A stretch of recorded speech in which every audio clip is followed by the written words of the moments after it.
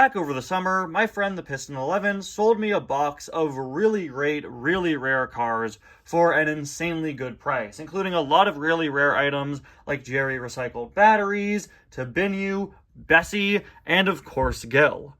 Little did we know at the time, of course, that Gil would make a shocking comeback to the Cars diecast line 15 years after his last release in 2025. Yeah, I got Gil 6 months before he came back, but hey, I really don't mind at all. That deal the Piston 11 gave me was absolutely amazing, and that checks another car off my list for 2025, I guess. That's an item I don't have to go out and look for now. Anyway, guys, welcome back to another review, and to another Cars Diecast review today. We're going to be taking a look at Gil, one of the many great cars that the Piston 11 sent me over the summer. I'm so excited to take a look at Gil. This is a car that honestly means a lot to me. You see, back in the day, around 2009, 2010 or so, I vividly remember seeing Gil in a store, and I actually was going to buy him. Gil was a character that stood out to me in the Meet the Cars book. I just really liked his design. He seemed like a fun character, and I had him in hand in the store and decided to put him back and buy something else. I don't remember what other thing I got. I know it wasn't a Cars item, though. I'm pretty sure it was not a Cars diecast.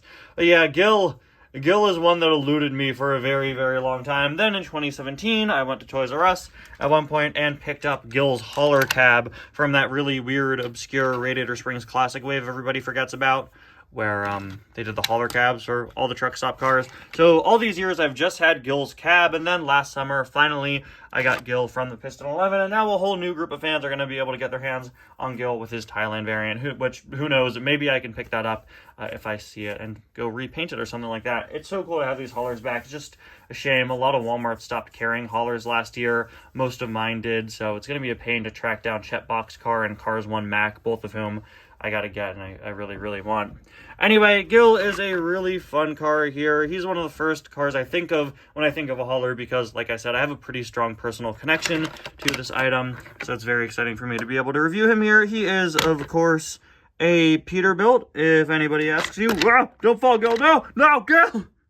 He is, of course, a Peterbilt with this very box-shaped, very square cab, as you can see, with this nice green color scheme. It's got a pretty standard truck stop hauler facial expression. I don't know, seems a little annoyed, I guess. I like the little squiggle at the mouth there. Some fun aero designs on his front, which of course carry over to the side with these very thin white lines, which look really great. If we want to disconnect him from the hauler, it is super easy, as you can see, and you can get a better look at the smokestacks back there, as well as his license plate, which reads ML115, which, to my knowledge, is one of the most frequently reused license plates in the whole Cars diecast line. You see ML115s literally all over the place. It gets kind of annoying sometimes, honestly. Something that I really like about Gil here is the dirt detailing here that they put on these silver parts of him. Of course, he is basically identical to this 2017 variant. I'm sure there are some slight differences. Of course, the most notable of these being the hauler cab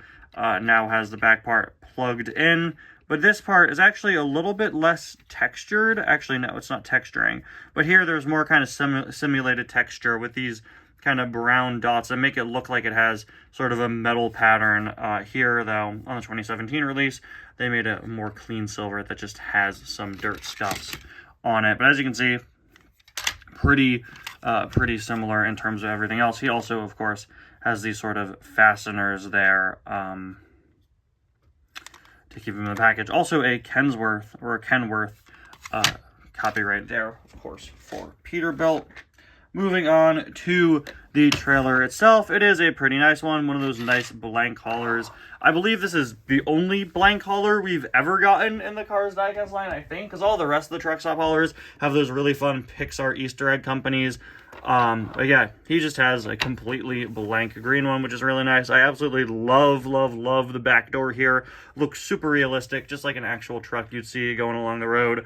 ML115 license plate is carried over there. On this side, you can see basically the exact same design, but with some hinges. Because yes, yeah, well, you would probably expect this hauler to open, you know, the back doors. For whatever reason, like so many haulers, it doesn't. It has a super weird but very unique way of opening up. And before we do that, I do want to highlight the little stopper here. Well, a lot of haulers have stoppers that You can extend. Gil's here is just stationary. It is how it is. When it's connected to Gil, it doesn't touch the ground, but when it's unplugged from him, you can see the way it naturally leans without Gil being there allows it to come to a stop, which is honestly a pretty clever design choice. And when Gil is there, you get a really wide range of motion. One of the widest ranges of motion that I have ever seen a hauler have. You can get him in some really weird and wacky positions, some insanely tight curves. Like, what is that? Like, what is this? That's great. And of course, you can also open up the hauler. Here we go. So what you do is you pull from this side. Always remember what side it is. Earlier today, I was trying to pull from this side. I guess I didn't see the hinges. If you pull from this side, there's not really a good place to put it. You know, to put your finger when you open it. Just find a place that's comfortable, and there you go. Inside Gil's hauler, you can see the current state of the Star Wars franchise, which is a super cool detail that they put in there. No, I'm just kidding. Well, I mean, kind of. Gil in Universe is a toxic waste truck. So as you can see, he's absolutely full of toxic waste. I really like that detail. A nice thing that takes him a little bit above and beyond. It's not just the usual crates or boxes or whatever that you might expect to see inside here. No, they went out of their way to give him some unique cargo, which is really nice. Also more of that great scuff detailing, as well as that very common car metal pattern that you see all over the time. All over the place, all the time in vehicles. And there you can see we've got a barrel there, probably full of toxic waste. We've got what looks like a giant spring that always reminded me of some other pieces, maybe like a muffler or some sort of canister. And of course, if you were wondering, you can fit whatever you want in here. So if you have a piece of trash that you think can fit inside of Gil, go on right ahead and fit it in there and then drive away. He fits a wide variety of items, but he is a rather short hauler. If I were to compare him to, say, let me go grab, I got Chick Dix's hauler over here. You can see that Chick's hauler is a little bit taller there, given just a little bit more space to fit in some slightly larger characters. So for Gil, you may want to resort to smaller items. Let's see, can I fit Mater in here? Let's see, we have pit crew member Mater. Yeah, Mater's going to be too tall, unfortunately, which is a shame because there's another car that I really wanted to fit in here, and that's not working. Actually, this is kind of sick. Look at him. His eyes are peeking out. He's the gunman for Gil. Gil, you gotta turn left. Turn right. Go, go, go, go.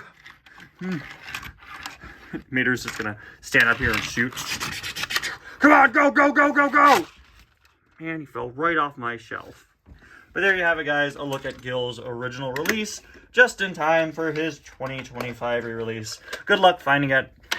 Hope you guys are able to get your hands on it if you are missing it. Thank you all so much for watching. We'll see you guys next time. Bye now.